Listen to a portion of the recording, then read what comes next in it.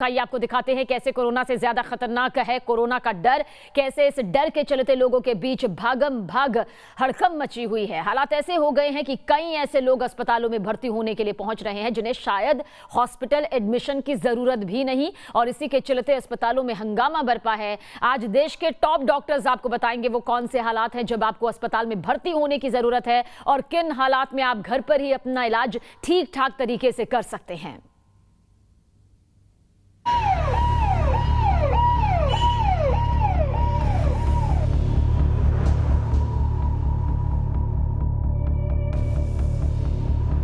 देखिए, oxygen level 90 के नीचे जब जाने लगे तो ही अस्पताल रश करना चाहिए। अस्पताल फुल, सिस्टम की बत्ती गुल, कहीं बेड नहीं, कहीं ऑक्सीजन नहीं। बिना जरूरत गए अस्पताल तो अपना परायों का बुरा हाल। ये कुछ बातें आज की हकीकत हैं और साथ ही सबूत है उस डर का जिसके चलते दिल्ली और मुंबई जैसे मेट्रो की मेडिकल व्यवस्था चरमरा रही है। रोजाना सैकड़ों परिवार अपनों को लेकर अस्पताल के बाहर एक अदद बेड या फिर ऑक्सीजन की फरियाद लगाते नजर आते हैं। और इस हो हल्ले, इस भागम भाग, दर्द भरी इन तस्वीरों की एक वजह कोरोना का डर भी है। जी हाँ, जितना तेज कोरोना का इन्फेक्शन रेट है उससे कहीं ज्यादा तेज है कोरोना का पैनिक रेट, जिसके चलते जिसे भी रत्ती भर कोविड का शक होता है उसके रिश्तेदार फौरन अस्पताल में बेड या फिर ऑक्सीजन या फिर रेमडेसिविर जैसी दवा की तलाश में भाग लेते हैं। क्या कोरोना से संक्रमित हर शख्स को अस्पताल जाने की जरूरत होती है? क्या हर कोरोना संक्रमित को ऑक्सीजन सिलेंडर की जरूरत पड़ती है? क्या कोरोना होते ही रेमडेसिविर आखिरी इलाज करता है, या फिर ये वो भ्रांतियां हैं जिन्हें कोरोना के डर ने पैदा किया है? आज इन्हीं सवालों का जवाब जानेंगे देश के टॉप डॉक्टर्स। मेडिकल दुनिया के बड़े नाम आपको बताएंगे किन हालात में अस्पताल में भर्ती होने की जरूरत है और कब नहीं। कहीं ऐसा तो नहीं कोरोना के इस पैनिक के चलते आप और हम मेडिकल सिस्टम पर बेवजह लोड बढ़ा रहे हैं। सवाल नंबर 1, अस्पताल या होम आइसोलेशन। कोरोना काल में क्या वाकई आपको सीधे अस्पताल की जरूरत पड़ती है? इसी सवाल का जवाब जानने के लिए हमने डॉक्टर्स से बात की। डॉक्टर्स ने क्या बताया ये भी आप तक पहुंचाएंगे, लेकिन पहले देखिए मीडिया रिपोर्ट्स के जरिए पेश किए गए वो आंकड़े और तथ्य जो अस्पताल में एडमिशन और होम आइसोलेशन का फर्क समझाते हैं। कुछ मीडिया रिपोर्ट्स के मुताबिक घर में रहकर भी 85% तक कोरोना पॉजिटिव ठीक हो सकते हैं। यानी होम आइसोलेशन में डॉक्टरों की सलाह का सही पालन और सही एहतियात आपको अस्पताल की भागादौड़ी से बचा सकते हैं। कोविड के सामान्य लक्षण जैसे हाथ या सिर में दर्द, हल्के बुखार, ऑक्सीजन लेवल 93 पहुंचने तक आप होम आइसोलेशन के जरिए कोरोना से मुक्ति पा सकते हैं। मेजॉरिटी ऑफ पेशेंट्स जो हैं वो घर पे अपने आप को आइसोलेट करके ठीक हो सकते हैं, हॉस्पिटल आने की जरूरत नहीं है। अगर हम होम आइसोलेशन ठीक से करेंगे, अपने डॉक्टर से संपर्क करके अपने आप को मॉनिटर करेंगे, वार्निंग साइंस की तरफ ध्यान देंगे, तो हॉस्पिटल्स की भीड़ भी कम होगी। जिन लोगों को बेड की जरूरत है उनको बेड मिलेगा और उनकी पूरी तरह से इलाज हो पाएगा। तो यही मैं कहना चाहूंगा कि पैनिक ना करें, ड्रग्स की तरफ ना जाएं, डॉक्टर्स पे विश्वास करें, और स्टीरॉइड्स, रेमडेसिविर और ऑक्सीजन की माइल्ड केसेस में कोई जरूरत नहीं है, उससे ज्यादा नुकसान होता है, इसलिए उसको अवॉइड करें। होम आइसोलेशन दरअसल आपके शरीर को कोरोना के खिलाफ मजबूत बनाता है और साथ ही आपको होने वाले या आपसे होने वाले संक्रमण से भी आपको बचाता है। होम आइसोलेशन में अच्छी नींद लेने से आपके शरीर की इम्यूनिटी बढ़ती है। हाई प्रोटीन डाइट कोरोना से लड़ने में शरीर की मदद करती है। फल और जूस का सेवन विटामिन सी की मात्रा बढ़ाता है। शरीर मजबूत होता है तो दवाओं को संक्रमण हटाने में कम वक्त लगता है। यानी डॉक्टर्स की सलाह और तथ्य इशारा करते हैं कि होम आइसोलेशन कोरोना से लड़ने का इफेक्टिव तरीका है और बेवजह पैनिक होकर अस्पताल की तरफ भागना बहुत जरूरी नहीं है। लेकिन इसका मतलब ये नहीं कि होम आइसोलेशन में सिर्फ डाइट और दवाएं ही आपकी मदद करेंगी। कोरोना से लड़ने के लिए सजग रहना भी जरूरी है। तो हमें ये समझना चाहिए कि जो कोविड-19 इन्फेक्शन है, ज्यादातर ये एक मामूली इन्फेक्शन है। 85 to 90% जो लोग हैं इनमें ये एक आम बुखार, जुकाम, नजला, गले में खराश, बॉडी एक्स टाइप की इन्फेक्शन ही होती है। इसमें ना ऑक्सीजन की जरूरत पड़ती है, ना रेमडेसिविर की जरूरत पड़ती है, ना ज्यादा दवाइयों की जरूरत पड़ती है। बुखार की आप गोली लें, जुकाम नजले की दवाई लें, अपने घरेलू नुस्खे करें, भाप लें, योगा करें, इसी से आप ठीक हो जाएंगे और आपको ना ऑक्सीजन घर में रखने की जरूरत है, ना रेमडेसिविर इंजेक्शन रखने की जरूरत है और आप आराम से हफ्ते 10 दिन में ठीक हो जाएंगे। हाँ, 10 से 15% ऐसे लोग हैं जिनमें सीवियर इन्फेक्शन हो सकती है और उन लोगों में ऑक्सीजन और दवाइयों की जरूरत पड़ सकती है, जिसमें स्टेरॉइड्स भी हैं, रेमडेसिविर भी है, कभी-कभी हम प्लाज्मा भी देते हैं। यहाँ तक डॉक्टर्स की सलाह और नसीहतों ने ये बता दिया कि होम आइसोलेशन में इलाज की किसकी जरूरत होती है और कैसे इस होम आइसोलेशन का पालन करना है। सवाल नंबर 2, किसे अस्पताल की जरूरत? मीडिया रिपोर्ट्स के मुताबिक भले ही 85% कोरोना मरीजों का इलाज होम आइसोलेशन में हो सकता है, लेकिन उन मामलों में हॉस्पिटल एडमिशन बहुत जरूरी है जहां कोरोना संक्रमण शरीर के अंदर बढ़ चुका हो या फिर शरीर की इम्यूनिटी कोरोना से लड़ने लायक ना बची हो। मोटे तौर पर इसके कुछ लक्षण हैं जो अगर आए तो ये समझ लेना चाहिए कि अब मरीज के लिए अस्पताल में भर्ती होना जरूरी हो गया है। अगर सांस लेने में तकलीफ होने लगे या फिर लगातार सांस फूलने लगे तो अस्पताल में भर्ती होने की जरूरत होती है। अगर आपका बुखार लगातार 100 के पार बना रहता है तो भी अस्पताल जाना जरूरी हो जाता है। अगर मरीज का ऑक्सीजन लेवल 90 से 95 के बीच है तो भी डॉक्टर की सलाह लेकर अस्पताल पहुंचना चाहिए। अगर माइल्ड से मॉडरेट इन्फेक्शन होने पर डॉक्टर अस्पताल जाने को कहता है तो फौरन अस्पताल जाएं। ज्यादातर सामान्य लोगों में ऑक्सीजन लेवल या SpO2 की मात्रा 95% के ऊपर होती है और यदि आपकी 95% से नीचे जा रही है ऑक्सीजन लेवल तो हमें ज़रूर इसको विशेष ध्यान रखने की बात है। और यदि ये 93 और 90% के नीचे कंटिन्यूस जा रही है और आपको सांस में तकलीफ हो रही है, आपको बुखार हो रहा है, खांसी हो रही है, तो अपने डॉक्टर से तुरंत कंसल्ट करें और उसके अकॉर्डिंगली आप इसको करें। लेकिन यहाँ ये भी समझना जरूरी है कि अस्पताल में भर्ती होने का मतलब ये नहीं कि एडमिशन के साथ ही ICU या वेंटिलेटर की जरूरत हो। सोशल मीडिया पर आपको कई ऐसे मैसेज या अपील मिलेगी जिसमें ICU या वेंटिलेटर दिलाने में मदद की गुहार दिखाई देगी। हो सकता है कि बहुत से लोगों को वाकई ICU या वेंटिलेटर की जरूरत हो, लेकिन एक छोटा सा वर्ग ऐसा भी है जो पैनिक या डर के चलते सीधे ICU या वेंटिलेटर हासिल करना चाहता है।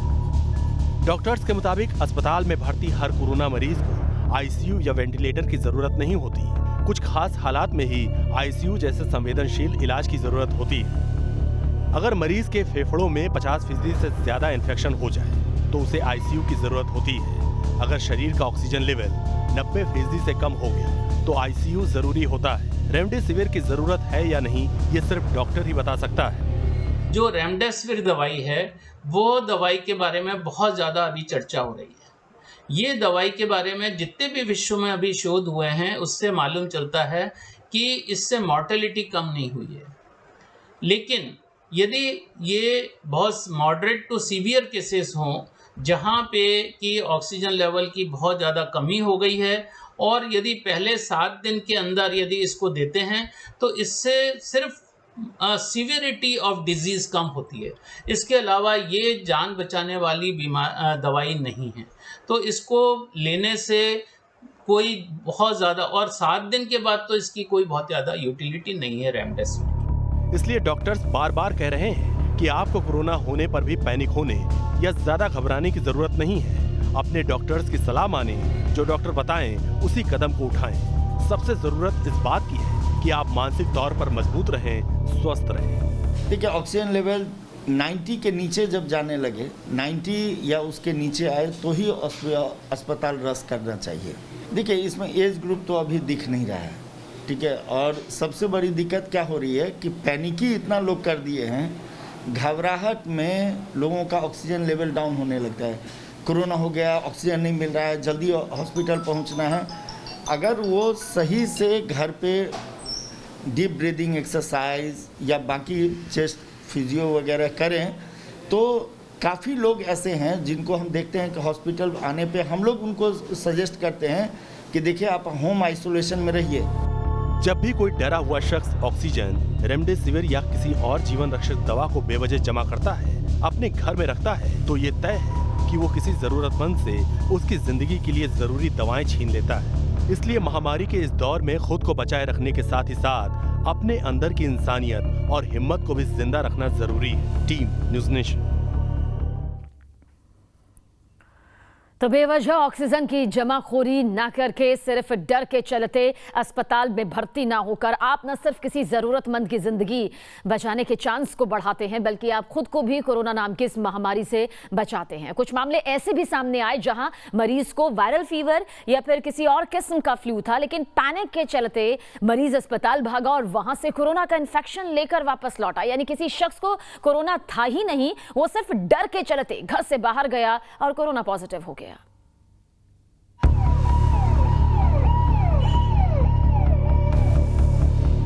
कोरोना से डर गए, समझो फंस गए।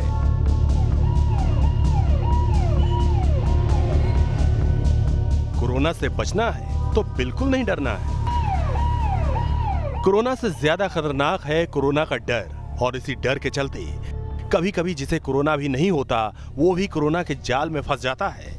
कई बार ऐसे मौके आते हैं जब थोड़ी सी खराश और गले में दर्द में भी बिना डॉक्टर की सलाह के कोई शख्स सीधे अस्पताल की तरफ भागता है, कोई टेस्ट कराने तो कोई इलाज कराने।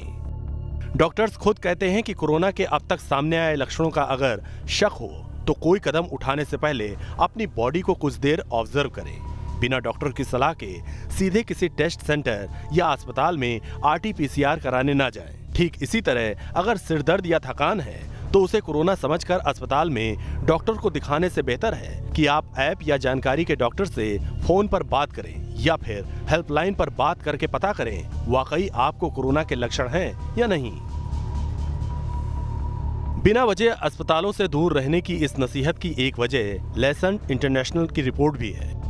रिपोर्ट में बताया गया था कि कोरोना वायरस अस्पतालों जैसी बंद इमारतों के अंदर ज्यादा देर तक मौजूद रहता है।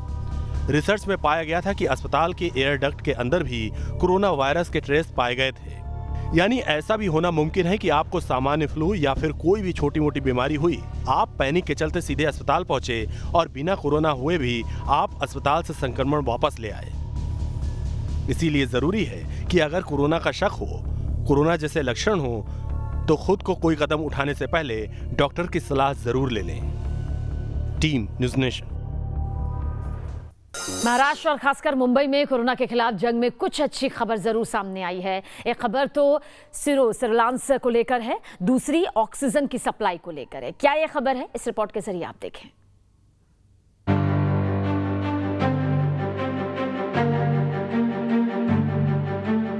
महाराष्ट्र में कोरोना के खिलाफ निर्णायक जंग। क्या कोरोना से प्रभावित देश के सबसे बड़े राज्य से कुछ अच्छी खबर आएगी? क्या मई में मुंबई से कोरोना के खिलाफ अच्छी खबर आएगी? अच्छी खबर के संकेत मुंबई में हुए सीरो सर्विलांस से सामने आया है। मुंबई के नॉन स्लम एरिया में 36% से ज्यादा आबादी में कोरोना के खिलाफ एंटीबॉडी बीएमसी के तीसरे सीरो सर्वे का ये रिजल्ट है। सीरो सर्वे के लिए करीब 10,000 सैंपल इकट्ठा किए गए थे। मतलब होता है कि काफ़ी लोगों में अभी एंटीबॉडीज़ पैदा होने लगी है।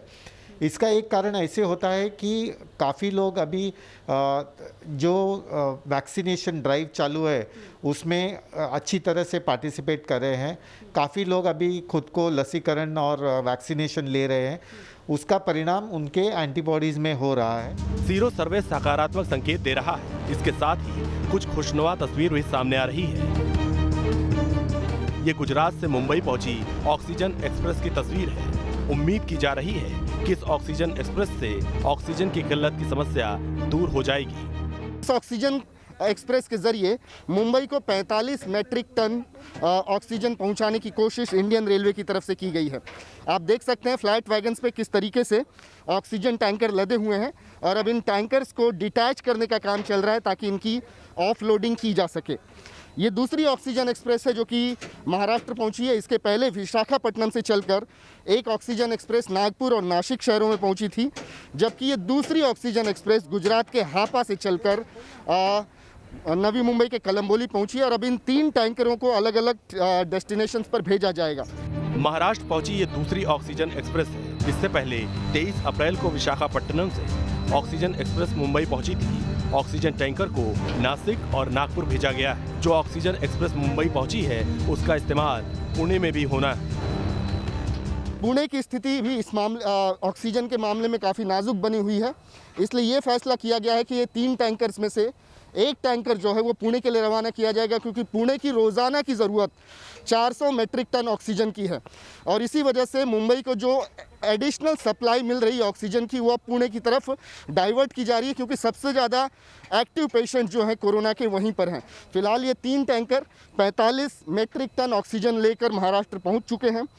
रोज़ाना की ज़रूरत के हिसाब से ये 45 मेट्रिक टन कितने कारगर साबित होंगे, ये बहस का विषय हो सकता है, लेकिन बावजूद इसके इस संकट के काल में किसी भी किस्म की कोशिश की सराहना की जानी चाहिए। जानकारों का यही मानना है कि कोरोना के खिलाफ मई में महाराष्ट्र से कुछ सकारात्मक संकेत मिलने लगेंगे। इस दिशा में जरूरी कदम उठाने की कोशिश हो रही है। अच्छे परिणाम का इंतजार सभी को है। विकास श्रीवास्तव, न्यूज़ नेशन, मुंबई।